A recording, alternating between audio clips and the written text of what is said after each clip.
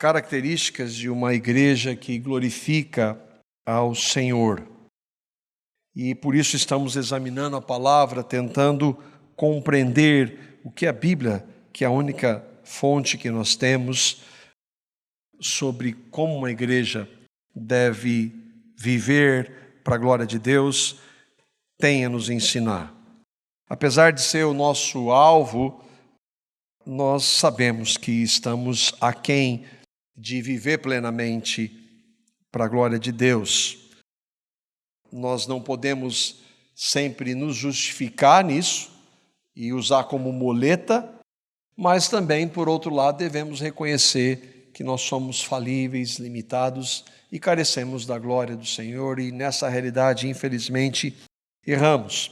Toda a igreja local é assim. Nunca houve uma igreja que atendesse ou atingisse plenamente ou vivesse plenamente para a honra e para a glória do Senhor, apesar desse ser e deve ser o nosso alvo. Nós já vimos algumas dessas, estamos pincelando algumas delas, e uma das primeiras, e a primeira, eu creio, mais importante, é que uma igreja que glorifica o Senhor ama a sua palavra, ama a Bíblia. E ela é a palavra de Deus, a única fonte que nós temos, a única regra de fé e de prática. O Senhor, o Deus é o centro, Cristo é o centro, mas qual Cristo? O Cristo da Escritura. Então, por isso que ela deve ocupar o centro. Tudo de uma igreja deve ter como base e fundamento a palavra de Deus. A segunda característica é que uma igreja que glorifica a Deus deve fazer tudo com base no Evangelho, deve proclamar constantemente o Evangelho, porque pessoas que se reúnem na igreja, às vezes, nem sempre, infelizmente isso acontece com bastante frequência, nem sempre conheceram, ou conhecem, ou entenderam, ou creram no Evangelho, por isso precisam ouvir do Evangelho. E a partir do momento que pessoas que creem no Evangelho são, então, incluídas na igreja, elas devem viver agora tudo com base no Evangelho. O centro deve ser o Evangelho para todos os ensinos e práticas. Uma igreja que glorifica a Deus deve ser aquela em que os membros daquela igreja têm alegria, têm prazer em estar juntos, em se reunir, em ter comunhão. A quarta característica que nós vimos é que uma igreja que glorifica a Deus, ela cuida de seus membros, ela deve cuidar das necessidades. Nós temos na igreja pessoas de níveis culturais, econômicos diferentes, sempre foi assim na história. Não há a ideia de que a igreja seja uma proposta socialista, onde todo mundo tenha tudo igual. Não tem base na Escritura. Por outro lado, é importante que ninguém passe necessidade. E a igreja, ela tem esse papel de se cuidar na área física ou material. Uma outra é que ela deve se cuidar emocionalmente. Nós devemos nos ajudar em tantas áreas. Como eu mencionei no culto das 18 horas, uma das áreas que mais foi afetada foi a nossa mente, as influências, os pensamentos, os valores, e nós precisamos nos ajudar e nos ensinar e nos cuidar, tudo isso, obviamente, com base na Escritura. E a última característica que nós vimos é que uma igreja que glorifica a Deus, ela anseia pela volta do seu Senhor. E hoje eu gostaria que nós víssemos, então, essa característica de que uma igreja que glorifica a Deus, ela deve ser discipuladora. A palavra discípulo, ela significa, em termos bastante gerais, aprendiz ou seguidor, alguém que anda junto, que segue a alguém. Eu já pensei que às vezes a palavra discípulo na Escritura sempre se referisse a verdadeiros discípulos, mas isso não é sempre o caso. Há situações de pessoas que são chamadas de discípulos e que não creram. Não é o nosso aspecto aqui, não é o nosso alvo, mas, por exemplo, o texto depois você pode ver, o evangelista João, o apóstolo João, no capítulo 6, versos 66, diz que muitos discípulos de Jesus o abandonaram e deixaram de seguir. Bom, se abandonou e deixou de seguir, então não é um discípulo verdadeiro. Há discípulos falsos e há discípulos de verdade. E os discípulos, uma igreja que realmente crê no Senhor, ela deve então discipular, ser discipuladora, todos os membros daquela igreja local. Há algum tempo também, pela graça do Senhor, que eu comecei a entender que isso é tão importante para nós. E aqui nós, como comunidade, como eu falei às 18 horas para os irmãos que estavam aqui, nós somos, como comunidade, muito falhos nisso. Nós temos errado muito nesse aspecto. Temos procurado conversar, especialmente entre nós, os presbíteros, e precisamos, pela graça de Deus, desenvolver esse trabalho melhor e essa proposta, essa cultura, para que nós, toda a igreja, entenda que é muito importante que todos nós, membros do corpo de Cristo, onde nós nos reunimos, sejamos discipuladores e também discipulados. Eu usei essa imagem, eu gostei muito dela. Eu gosto sempre de pegar uma imagem que às vezes retrata a proposta da mensagem, e a ideia do discípulo é aquele quando você lança a semente do Evangelho, o Espírito de Deus faz germinar e nascer uma nova criatura, e o alvo desse discipular, desse tratar, desse crescimento é então Cristo sendo formado. Não é fazer discípulos dessa ou daquela denominação, seguidores dessa ou daquela doutrina, mas sim ser Cristo formado na vida daquelas pessoas que creram no Senhor, creram no Evangelho. E aí então eu preciso falar do que é o Evangelho. O que é o Evangelho? O Evangelho, a palavra Evangelho significa uma boa nova, uma boa notícia. E por que nós precisamos de uma boa notícia? Porque nós somos pecadores. Nós nascemos em pecado. E os pecados, por termos nascido em pecado, nós cometemos inúmeros pecados. Cada um de nós aqui vai ter mais pecados em uma área ou outra, mas o fato é que todos nós nascemos em pecado, somos pecadores e não podemos mudar isso. O fato de você estar aqui hoje, o fato de você vir aqui todos os domingos, não significa que você tenha crido no Evangelho. É importante que você receba o que Cristo fez. E a Bíblia diz que Deus, mesmo nós sendo pecadores, veio para salvar pecadores como eu e como você. E como Ele fez isso? Ele deu o seu Filho.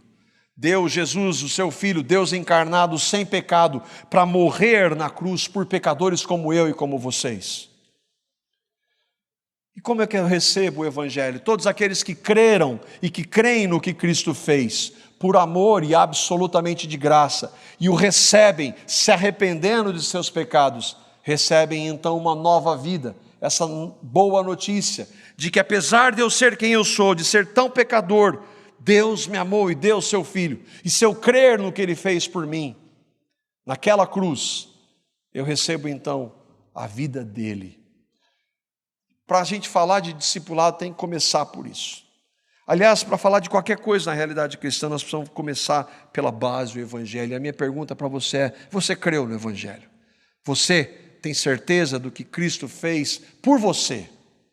Um dia houve na sua vida um momento que você viu o que Cristo fez na cruz há 2000 anos, Ele fez por você, e você se arrependeu e recebeu como Salvador e Senhor.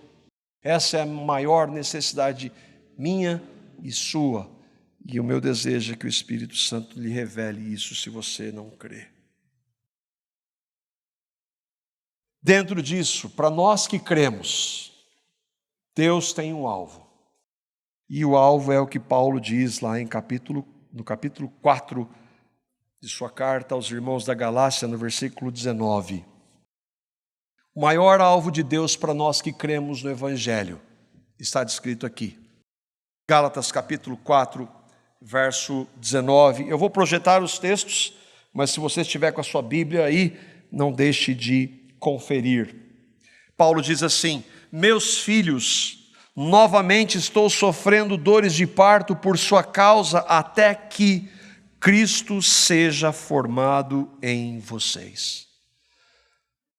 Por isso, da imagem que eu coloquei aqui, a semente foi lançada, o Espírito Santo fez com que ela vivificasse, e agora há um alvo de Deus para nós, o caráter de Cristo sendo formado em nossas vidas. Deus tinha um primogênito, e agora ele tem muitos filhos, e o alvo do seu amor, o alvo da sua graça, o alvo dele para nós, seus filhos, é que o primogênito seja formado em nós, é que Cristo seja formado na minha e na sua vida, se você crê. Isso implica em buscarmos na palavra, em conhecermos as doutrinas verdadeiras, em nos envolvermos, mas não é somente isso.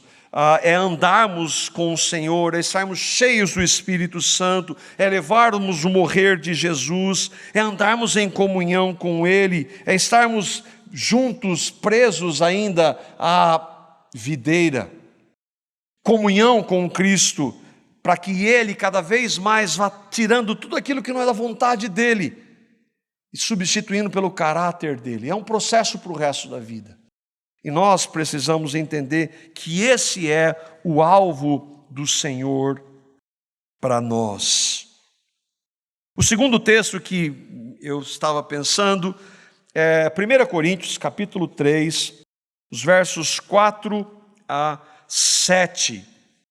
Paulo está escrevendo para uma outra igreja, uma igreja, como diria o irmão Augusto Nicodemos, uma igreja complicada, a igreja de Corinto, que tinha muitos problemas, muitos erros ali de compreensão, e Paulo escreve para aqueles irmãos para exortá-los, para ensiná-los. Ele trata de um dos erros aqui, que não é o nosso alvo, mas para quem então deve ser dada a glória nesse processo de ter Cristo sendo formado em nós. 1 Coríntios capítulo 3, versos 4 a 7, e tem a ver com o que nós queremos tratar hoje no discipulado. Ele diz assim: pois quando alguém diz, eu sou de Paulo, e outro, eu sou de Apolo, não estão sendo mundanos ou carnais, porque ali havia na igreja de Corinto alguns irmãos que gostavam mais de Pedro, outros de Paulo, outros de Apolo, tinha os mais espirituais que falaram que eram de Cristo, e ele está dizendo, qual a vantagem de vocês pensarem assim? Aliás, vocês estão sendo carnais. Aí ele diz, versículo 5, afinal de contas, quem é Apolo? Quem é Paulo? Apenas servos por meio dos quais vocês vieram a crer, conforme o ministério que o Senhor atribuiu ou deu a cada um. Eu plantei, eu, Paulo, plantei, Apolo regou, mas Deus é quem faz crescer, ou Deus é quem dá o crescimento. De modo que nem o que planta, nem o que rega são alguma coisa, mas unicamente Deus que efetua o crescimento. Paulo estava corrigindo ali, vocês estão dando valor para esse ou aquele que foram importantes, mas sem Cristo eles não são nada. E na realidade a glória deve ser dada somente ao Senhor. E aqui então a gente vê um processo de discipulado. Todo cristão passa por esse processo. Todo cristão, ele passa por esse processo de nascer de novo, de ser regenerado, de crescer em santificação no relacionamento com Deus, para então um dia estar na glória, atingir a glorificação. E eu estava falando para alguns irmãos aqui, isso se aplica também para alguns, talvez de vocês, que um dia vocês estavam num legalismo, numa religiosidade, e ouviram então um pastor chamado Paulo Júnior, confrontando alguns erros, e vocês foram incomodados com aquilo, e depois vocês começaram a ouvir outros irmãos, um deles, o irmão Augusto Nicodemos, que vocês começaram a ouvir da graça de Deus, e aí depois Deus foi trazendo outros irmãos para que vocês pudessem ouvir como John Piper, e começaram a ler Spurgeon, e talvez Calvino e outros irmãos que Deus usou, falando da sua graça, soberania, da santificação do relacionamento com Deus. O Senhor usou essas pessoas para tratar com alguns de vocês, com alguns de nós. São pecadores, mas que foram usados pela graça de Deus para primeiro converter pela pregação do autêntico evangelho, para que depois nós pudéssemos começar a nos alimentar, tomar um leitinho e depois, pela graça de Deus, alimento sólido. Mas no fim, quem faz tudo isso? É isso que Paulo está dizendo. Quem faz tudo isso, senão o Senhor em sua graça? E apesar de ser Deus quem faz, é muito importante que nós entendamos, em sua soberania, Deus decidiu usar seus filhos para lapidar o seu primogênito em outros filhos. Isso é o discipulado. Um dos meios que ele usa para lapidar Cristo em nós é esse, discipular, fazer ou formar seguidores, discípulos de Cristo. Como o próprio Senhor disse e nos ordenou lá em Mateus capítulo 28, os versos 18 a 20. É o Senhor Jesus que está dizendo e Ele está ordenando assim. Jesus, aproximando-se, falou-lhes dizendo: toda a autoridade me foi dada no céu e na terra. Ide, portanto, diante da autoridade que foi dada ao Senhor, fazei discípulos de todas as nações, batizando-os em nome do Pai, do Filho e do Espírito Santo, ensinando-os a guardar todas as coisas que vos tenho ordenado, e eis que estou convosco todos os dias até a consumação do século. Essas são algumas das últimas palavras do Senhor Jesus. Ele havia já ressuscitado, ele está com os seus discípulos, os seus apóstolos, e está para voltar para o céu. Ele fala, o texto, se você for ver lá, ele está falando especialmente aos 11, aqui já não está mais aquele falso discípulo Judas, e ele fala aos 11 mais alguns, e há uma ordem aqui, é imperativo o que o Senhor está dizendo, e Ele não está dizendo somente para os apóstolos, Ele está dizendo, façam discípulos. E é claro então que o mandamento não era só para aqueles 11, mas para todos aqueles que creram no Evangelho. Fazer discípulos não é responsabilidade só de apóstolos, só de presbíteros, mas de todos aqueles que creram no Evangelho. E o que é fazer discípulos de acordo com o que o Senhor está dizendo? Ide, portanto, fazei discípulos de todas as nações. De qual forma? Batizando-os em nome do Pai, do Filho e do Espírito. O batismo é o sinal de entrada na igreja. É aqueles que creram em Cristo, por isso que nós não batizamos crianças ou bebês, porque eles não têm compreensão disso. O batismo é um reflexo de alguém que realmente creu em Cristo, então por isso Cristo agora é a minha vida, eu quero ser batizado. É o sinal de entrada na igreja, mas não somente isso, ele diz, e agora vocês vão ensinar. A forma de discipular é batizando e ensinando o quê? Tudo o que eu tenho dito a vocês. Não somente o que Jesus disse e fez nos evangelhos, mas também todas as cartas do Novo Testamento que mostram o que Jesus fez. E não somente isso, tudo o Antigo Testamento que anunciou a Cristo. Toda palavra deve então ser transmitida e ensinada. E uma igreja que glorifica a Deus, ela deve, portanto, fazer isso. Ela deve ser discipuladora. Ela deve fazer discípulos. E o que eu queria que você pensasse é, como eu, se você creu no Evangelho, especialmente você que congrega conosco, como eu, um cristão ou cristã, eu posso fazer discípulos? Como eu posso participar disso. Algumas formas que nós entendemos que discípulos são formados. Eu citei aqui, por exemplo, se você ouve alguns irmãos, o Senhor usa, mesmo que você não esteja em contato com aqueles irmãos, o Senhor vai usá-los para direcionar na palavra. Você pode, a pregação, ela tem esse papel muito importante, a pregação de púlpito. Às vezes um livro que você lê, que um irmão indicou para que você possa aprender mais da palavra, um grupo na casa onde você pode se reunir e compartilhar. Mas eu queria focar em especial que o Senhor Jesus usou. Marcos capítulo 3, versos 13 a 14. Depois Jesus subiu ao monte e chamou os que ele mesmo quis, e vieram para junto dele.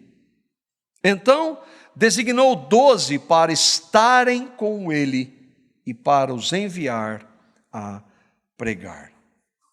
E aqui é que eu quero que nós pensemos. Como Jesus discipulou?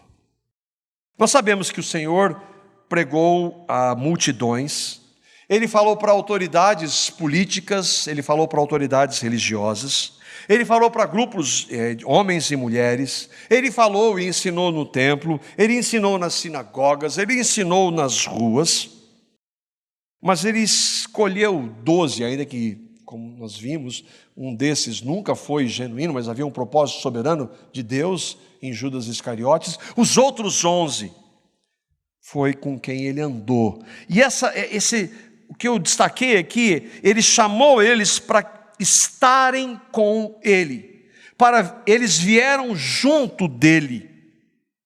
Jesus discipulou aqueles homens por 3 anos. Por 3 anos ele viveu com aqueles homens. Ele os preparou. Novamente, nós não estamos dizendo que essa é uma forma, só isso é discipulado. Nós cremos que essas outras formas são. Mas eu creio que se o Senhor, o nosso Senhor fez isso, eu creio que é a forma melhor, porque implica em relacionamento. Implica em andar junto. Quantas vezes o Senhor Jesus, com os seus apóstolos, não respondeu questões pessoais? Que ele não disse a todos, a multidão. Quantas vezes ele não explicou, por exemplo, parábolas só para os seus discípulos? Quantas vezes ele não sentou com eles para comer, só com eles? Quantas vezes ele não se retirou para estar só com eles? Quantas vezes ele não esteve em oração junto com eles? Quantas vezes ele não os corrigiu pessoalmente? Fez milagres que só eles viram. Depois de ressurreto, qual foi o primeiro grupo para quem ele se apresentou? Irmãos, esse é um ensino do Senhor para nós. E eu creio que a expressão mais clara do discipular é esse relacionamento pessoal, que passa pelos meios da graça. Não é um relacionamento social, corriqueiro, assim, não. É algo que tem um alvo para que o Senhor seja formado. E nós vamos meditar na palavra, nós vamos estudar a palavra, nós vamos orar juntos, mas isso passa por um relacionamento, comunhão. Foi isso que o Senhor Jesus fez com aqueles homens, e eu creio que para nós é um princípio absolutamente claro.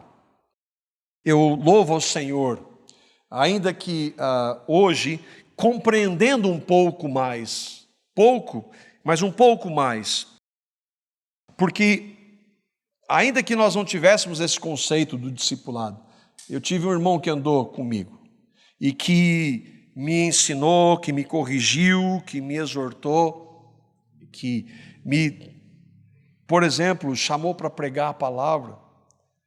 Foi o irmão Barba, com quem eu tive o privilégio de andar por alguns anos, e ele fez isso. E como foi hoje, eu entendendo um pouco mais esse conceito, como foi importante para mim, eu louvo ao Senhor por isso. E o desejo nosso, irmãos, O desejo do meu coração para nós é que nós, a comunidade, seja uma igreja discipuladora. Como nós dissemos, eu tenho dito isso em todos esses estudos, e hoje novamente eu disse, não há nenhuma igreja que atinja nenhuma dessas características de maneira plena. Que nós falhamos, que nós carecemos da graça de Deus, da misericórdia dEle. Mas quão importante é que nós reconheçamos que temos falhado e que precisamos, pela graça de Deus, nos colocar à disposição do Senhor para sermos discipulados e para discipularmos. Irmãos, fazer discípulos não é uma opção para o cristão. Não, isso aí não é para mim, isso é para pastor, isso é para o presbítero. Não. Quando o Senhor Jesus disse fazer discípulo, Ele falou para os seus discípulos, os apóstolos e mais alguns, se você for ver lá. Isso é um ensino para todos aqueles que creram no Evangelho.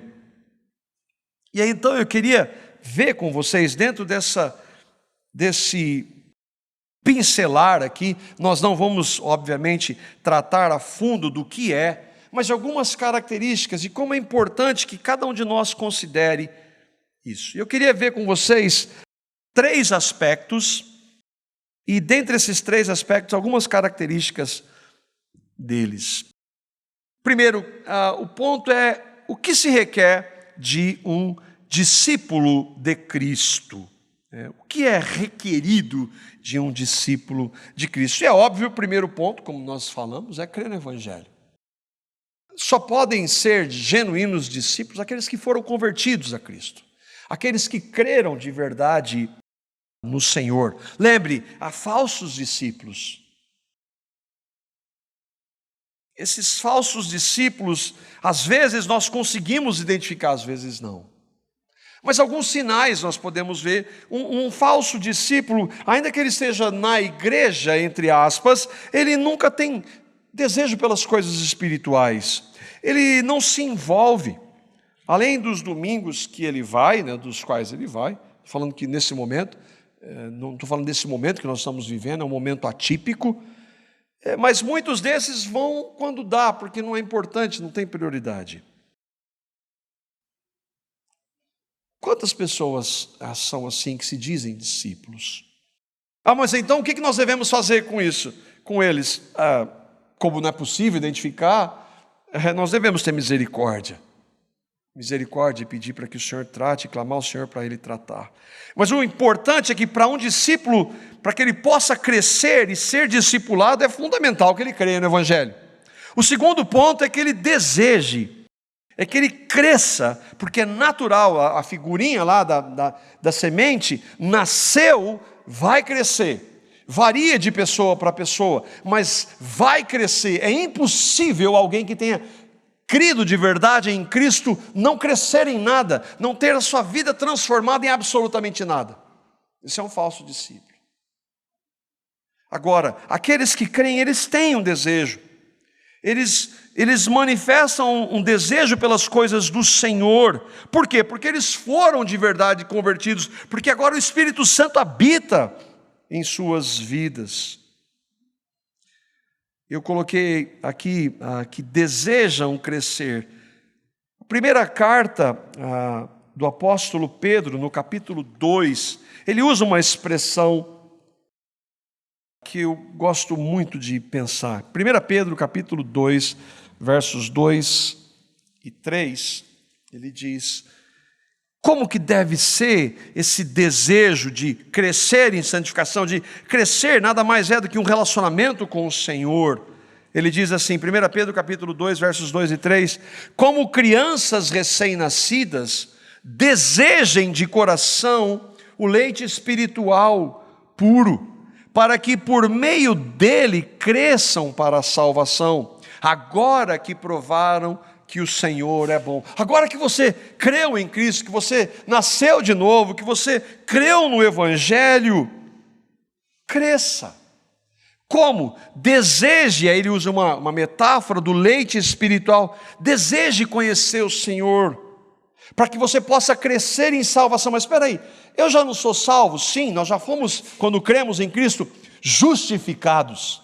Mas a palavra salvação na Escritura, ela não somente significa justificação, mas também a santificação, que é o processo, até aquele dia em que seremos glorificados, quando Cristo voltar para nos buscar, para criar novos céus, para uma nova realidade. Então tudo isso é salvação. Ele está falando, agora que você provou, que você nasceu de novo, cresça para a salvação. Uma característica, terceiro ponto, diz que se requer de um discípulo de Cristo, é que ele queira que outros sejam discípulos.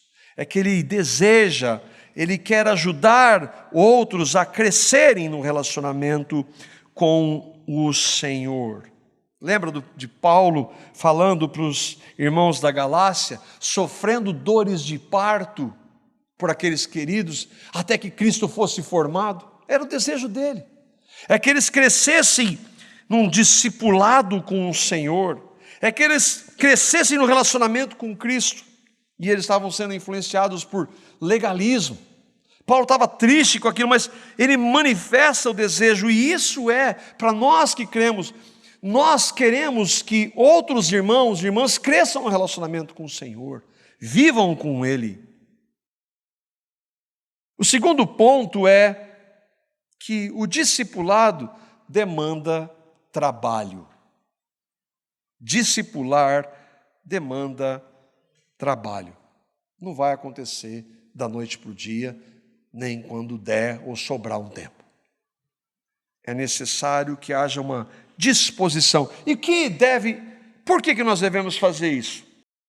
Isso implica em amar mais o próximo do que eu.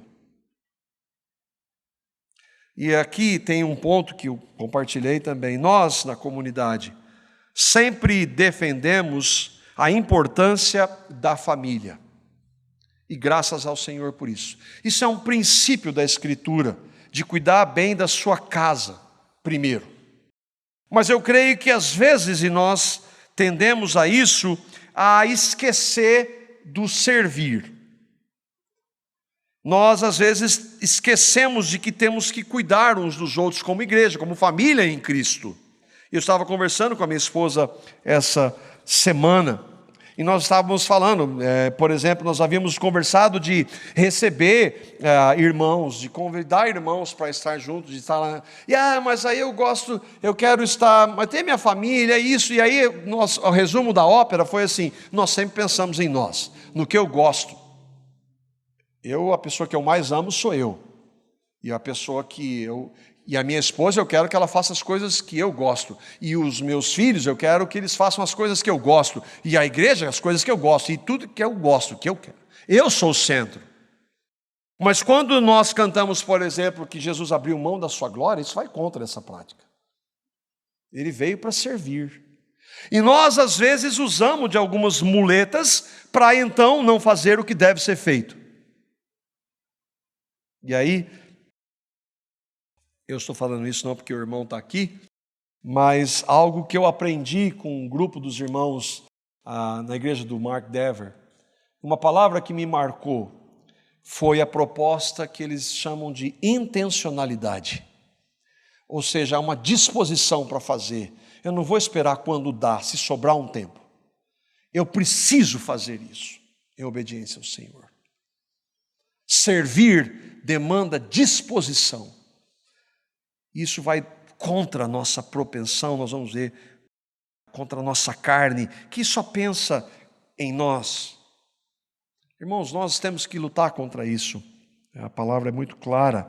E aí um texto de 1 Tessalonicenses, no capítulo 2, os versos 8 e 9, esse texto me impressiona, porque ele fala do Evangelho, que é o centro, que é o poder de Deus, mas ele fala de dar algo além do Evangelho. 1 Tessalonicenses capítulo 2, versos 8 e 9, para uma outra igreja, um outro grupo de irmãos que Paulo amava. E olha como ele manifesta o seu cuidado, o seu amor, a sua entrega, o trabalho por aqueles irmãos. Olha o que ele diz: Sentindo assim tanta afeição por vocês, os irmãos lá na igreja de Tessalônica, decidimos dar-lhes não somente o Evangelho de Deus, mas também a nossa própria vida. Porque vocês se tornaram muito amados por nós. Irmãos, certamente vocês se lembram do nosso trabalho esgotante, da nossa fadiga. Trabalhamos noite e dia para não sermos pesados a ninguém, enquanto lhes pregávamos o Evangelho de Deus.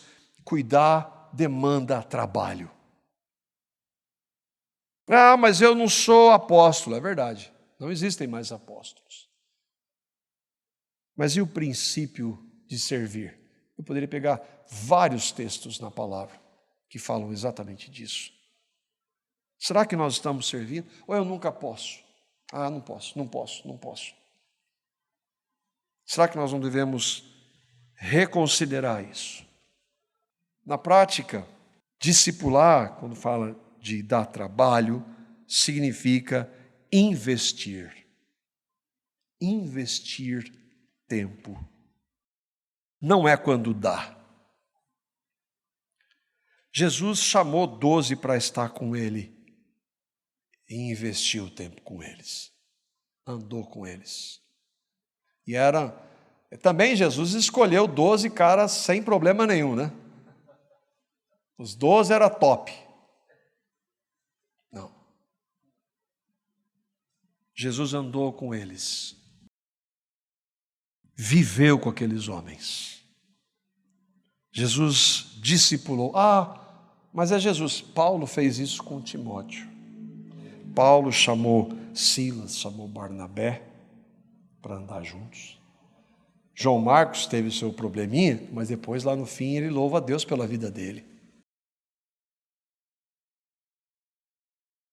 Nenhum de nós, e aí a gente pensando especificamente, vai andar com todos da mesma forma. Não dá. Pensando no nosso contexto de comunidade, é muita gente.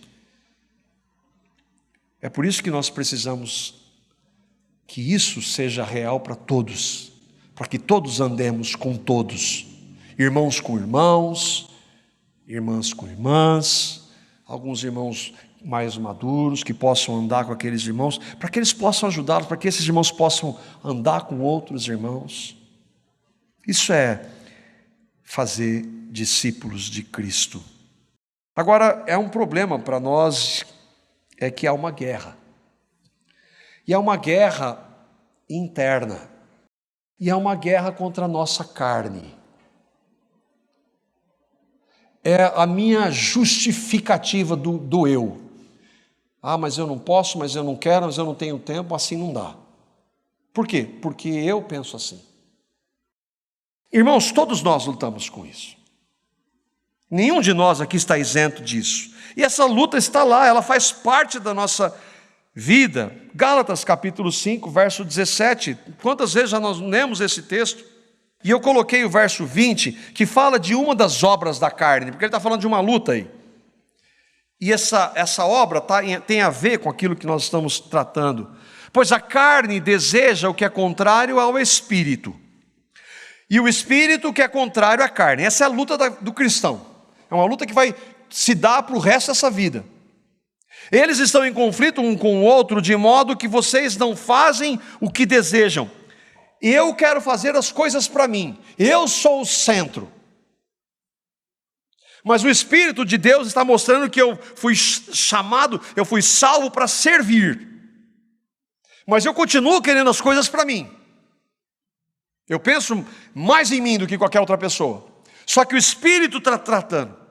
E aí ele vai falar, as obras da carne são isso, e uma delas, a NVI, uma das obras da carne é egoísmo. Eu sou o centro. Tem que ser do meu jeito. Tem que ser as coisas que eu gosto. Mas, irmãos, o Evangelho, se tem algo que o Evangelho mostra claramente, é exatamente o oposto. O Senhor, eu gosto de pensar que o Senhor, Ele não ficou lá do céu. Eu vou salvar vocês todos daqui de cima mesmo. Ele veio até nós. Ele se encarnou. Ele andou conosco. Ele andou conosco. E isso está absolutamente claro.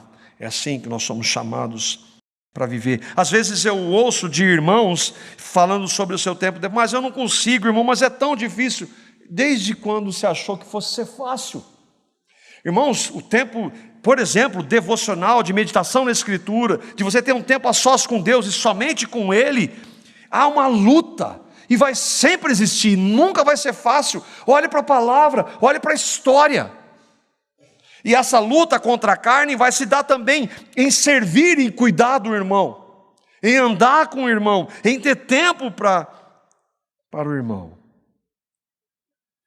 Vai sempre haver pressão, cansaço, dificuldades, desânimo. Vai sempre haver. Citei no primeiro culto aqui o irmão Thomas, uma frase não é dele. A vida cristã não é um parque de diversões. É uma guerra. E ela se aplica a coisas como essa, por exemplo, de cuidarmos, de servirmos, de andarmos juntos. Mas apesar disso, o terceiro ponto, a alegria no discipulado. E uma das alegrias é, por amor ao Senhor, obedecê-lo. Discipular é uma ordem, é um mandamento. Eu não posso dizer, isso eu não vou fazer, porque é mandamento. Eu não posso dizer, eu não vou fazer. Não há justificativas para não fazer.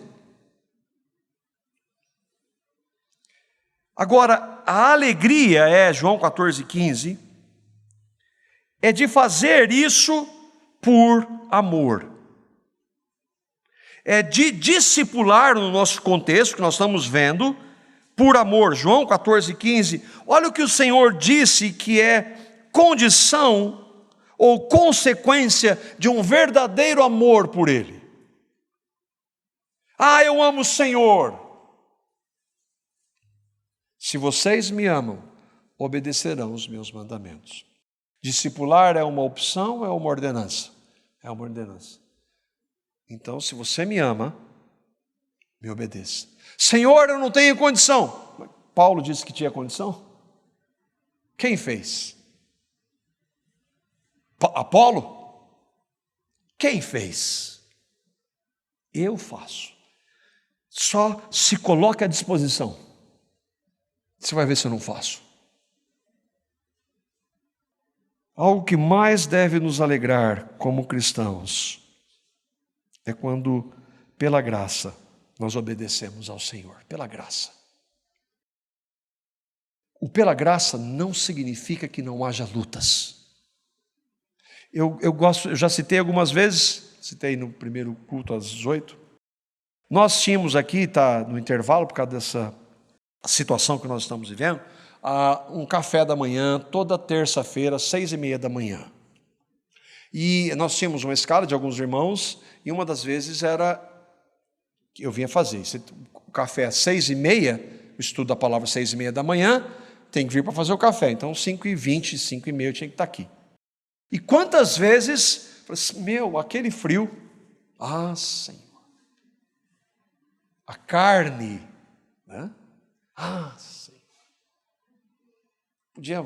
Quantas vezes eu vou ligar para falar para o pessoal, é pouca gente, dá tempo até de avisar.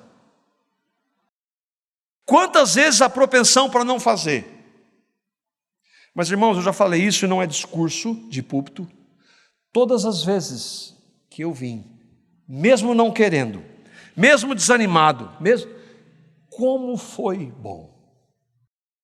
Como fui edificado, como foi bom estar com os irmãos, ler a palavra, estudar, estar junto com os irmãos. Irmãos, a vida cristã é isso.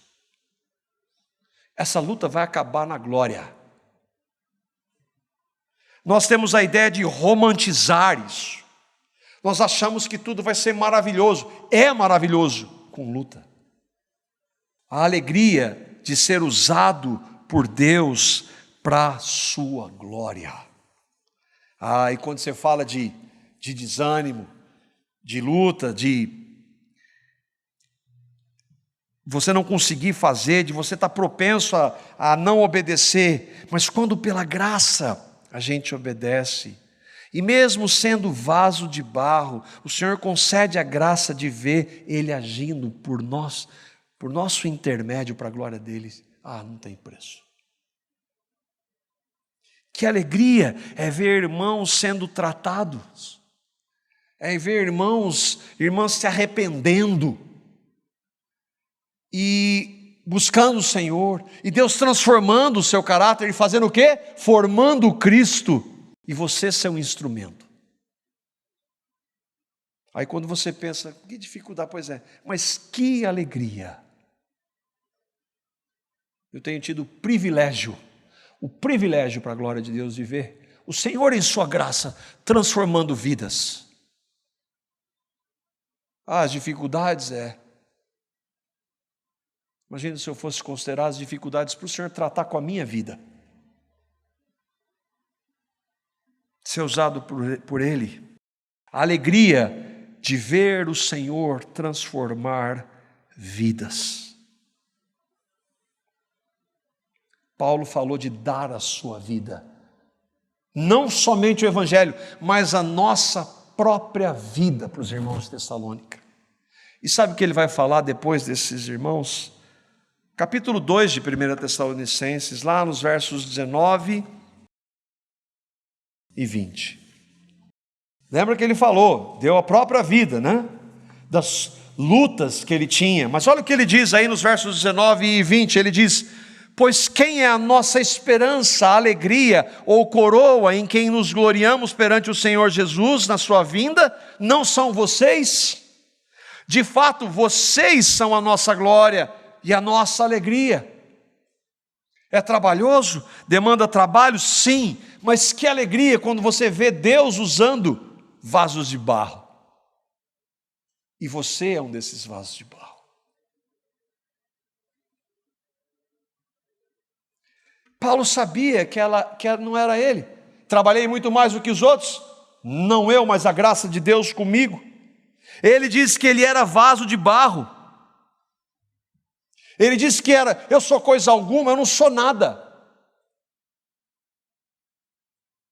Mas Deus usou a vida de Paulo. Eu e vocês estamos aqui porque Deus o escolheu para pregar para os gentios. Será que ele usou ou não?